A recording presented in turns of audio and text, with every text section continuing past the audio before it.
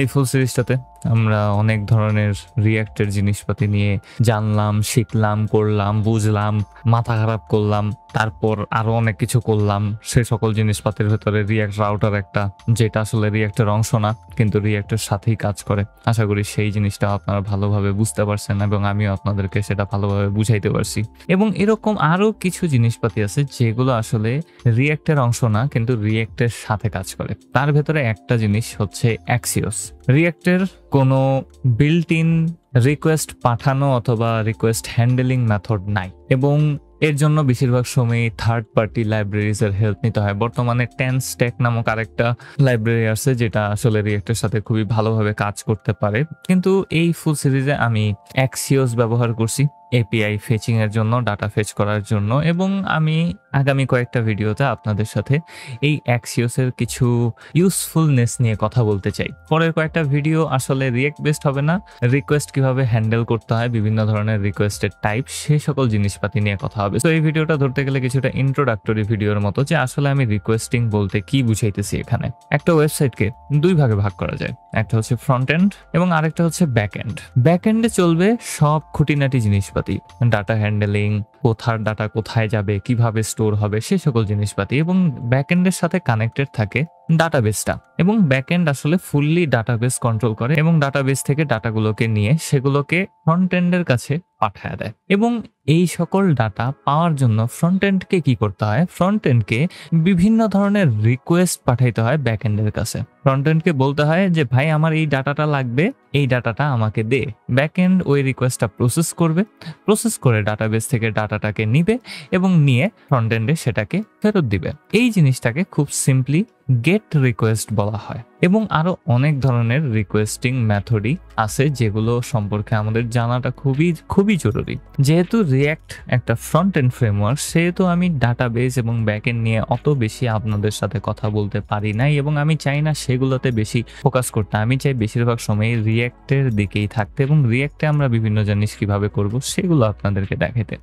এবং আমাদের অবশ্যই জানতে হবে এই সকল রিকোয়েস্টগুলো আসলে কি, এগুলো কিভাবে কাজ করে।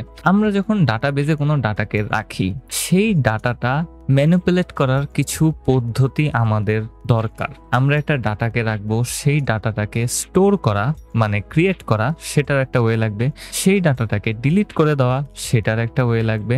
কোনো একটা সিঙ্গেল ডাটাকে আপডেট করা অথবা এডিট করা, ওইটার একটা প্রসেস অবশ্যই লাগবে। এবং সাথে সাথে ফ্রন্ট এন্ডে সেই ডাটাটাকে পাঠানোর জন্য একটা প্রসেস দরকার পড়বে।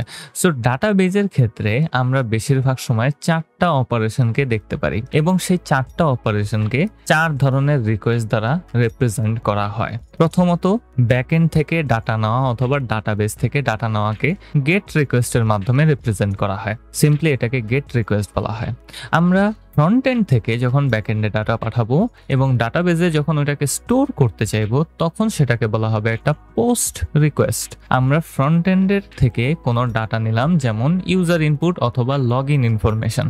সেই ইনফরমেশনটা নেওয়ার পর আমি সেটাকে ব্যাকএন্ডে পাঠাবো এবং ব্যাকএন্ডে ডাটাটাকে স্টোর করার জন্য আমাকে এই স্পেসিফিক রিকোয়েস্টটাকে পাঠাইতে হবে। এবং গেট, পোস্ট এগুলা জাস্ট নাম, এগুলা জাস্ট ওই স্পেসিফিক কাজের জন্য একটা টার্মিনোলজি যেটা ব্যবহার করা হয়, এগুলোর পেছনে এক্সট্রা কোনো কারণ নাই। সো গেট রিকোয়েস্ট দ্বারা বোঝানো হয় যে আমি ব্যাকএন্ড থেকে ডাটা চাচ্ছি, পোস্ট রিকোয়েস্ট দ্বারা বোঝানো হয় যে আমি ব্যাকএন্ডে ডাটা পাঠাচ্ছি। অ্যান্ড তারপরে যেটা থাকে সেটা হচ্ছে কোনো একটা নির্দিষ্ট ডাটাকে এডিট করা অথবা আপডেট করা। সেটাকে আমরা আপডেটও বলতে পারি অথবা আমি এটাকে পুটও লিখতে পারি। এই দুইটা দ্বারাই সেই রিকোয়েস্টটাকে আসলে রিপ্রেজেন্ট করা হয়। সো আমরা ফ্রন্ট এন্ড থেকে ব্যাক এন্ডের কোনো একটা ডাটাকে এডিট অথবা আপডেট করতে চাইতেছি, তখন আমরা আমাদের নতুন ডাটাটাকে পাঠাবো with this request put. Just আমাদের রিকোয়েস্টের একটা আইডির মতো দিয়ে দিতে হবে যেখানে লেখা থাকবে পুট। আমরা কোনো একটাকে এডিট করতে চাই, এতে ব্যাকএন্ড বুঝবে যে এটা একটা এডিট করার জন্য রিকোয়েস্ট এবং এটা ডাটাবেসকে রেডি করবে যেন ওই সিঙ্গেল ডাটাটাকে খুঁজে বের করা হয় এবং সেটাকে যেন এডিট করা হয়। অ্যান্ড ফাইনালি যেই রিকোয়েস্ট আছে সেটার নাম হচ্ছে ডিলিট রিকোয়েস্ট অথবা রিমুভ রিকোয়েস্ট, যে কোনো একটা আপনারা বলতে পারেন। বেশিরভাগ সময় ডিলিট রিকোয়েস্ট এটাকে বলা হয়। ডিলিট হচ্ছে জাস্ট একটা সিঙ্গেল ডাটাকে ডিলিট করার জন্য। এই ক্ষেত্রে আমার জাস্ট ডাটা আইডিটাকে পাঠাইতে হবে এবং বলে দিতে হবে যে ভাই আমি ডিলিট করতে চাই, এবং অটোমেটিক্যালি ব্যাকএন্ড সেটাকে হ্যান্ডেল করবে। এবং এই সকল জিনিসপাতিগুলোই আমরা ভানিলা জাভাস্ক্রিপ্টের ফেচ এপিআই এর মাধ্যমে করতে পারি। আমি এই ফুল সিরিজে ফেচকে ইগনোর করে গেছি, কারণ সেটা করতে গেলে আমার প্রচন্ড পরিমাণে মেজাজ খারাপ লাগে এবং ওইটার ভেতরে অনেক কিছু হইতে থাকে যেটা আমার পছন্দ না। কিন্তু অ্যাক্সিওস লাইব্রেরিটা এই সকল রিকোয়েস্টিং মেথডগুলোকে খুবই সিম্পল করে দেয়। জাস্ট এক লাইনের ভেতরে আমরা এই সকল জিনিসপাতিগুলোকে করতে পারি।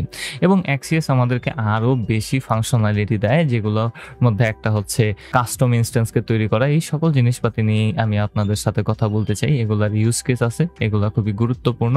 এবং পরবর্তী প্রজেক্টটা যেহেতু ফুললি এপিআই বেসড হইতে যাইতেছে, আমি এর পরের প্রজেক্টটা যেটা শুরু করব সেটা একটা এপিআই প্রজেক্ট হইতে যাইতেছে।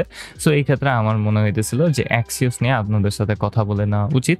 সো আশা করি আপনারা এই জিনিসটা বুঝতে পারছেন যে কিভাবে আসলে একটা ওয়েবসাইট কাজ করে। ওয়েবসাইট কাজ করে খুবই সিম্পলি, একটা ফ্রন্ট এন্ড থাকবে, একটা ব্যাক এন্ড থাকবে। ফ্রন্ট এন্ডের বিভিন্ন রিকোয়েস্টের মাধ্যমে আমরা ব্যাক এন্ডের সাথে কমিউনিকেট করব। গেট রিকোয়েস্টের মিনিং হচ্ছে ডাটা নেওয়া, পোস্টের মিনিং হচ্ছে ডাটা দেওয়া, পুটের মিনিং হচ্ছে ডাটা আপডেট করা, ডিলিট হচ্ছে ডাটা ডিলিট করা। শেষ। এই 4টা কাজই আসলে ফ্রন্ট এন্ড এবং ব্যাক এন্ডের ভেতরে হয়ে থাকে। এছাড়া এক্সট্রা তেমন কাজ আসলে হয় না ফ্রন্ট এন্ড এবং ব্যাক এন্ডের মাঝখানে। ফ্রন্ট এন্ড হচ্ছে চাকচমক্য করার জন্য, আর ব্যাক এন্ড হচ্ছে সবকিছুকে খুঁটিনাটি জিনিসপাতি জয়া খিচুড়ি যা আছে সবকিছু করার জন্য, সবচেয়ে বেশি টেকনিক্যাল জিনিসপাতি করার জন্য। যাই হোক, as a back end developer I can not wait to start the Django series. Actually আমি ওয়েট করতে পারতেছি না, এবং সাথে সাথে আরো অনেক ধরনের কাজ শুরু হয়ে যেতেছে আমার লাইফে। এই জ্যাঙ্গো রিলেটেড ওইটা নিয়েও টেনশন নিতেছে, ওর লেগাও শেখা লাগবে। যাই হোক, আমি আর বেশি পেঁচাল না পারি, আপনাদেরকে জাস্ট একটা সিম্পল ওভারভিউ দেওয়ার চেষ্টা করলাম যে আসলে কি কি জিনিসপাতি আমরা করতে পারি এবং কি কি জিনিসপাতি আমরা পরবর্তী ভিডিওগুলোতে শিখতে যাইতেছি।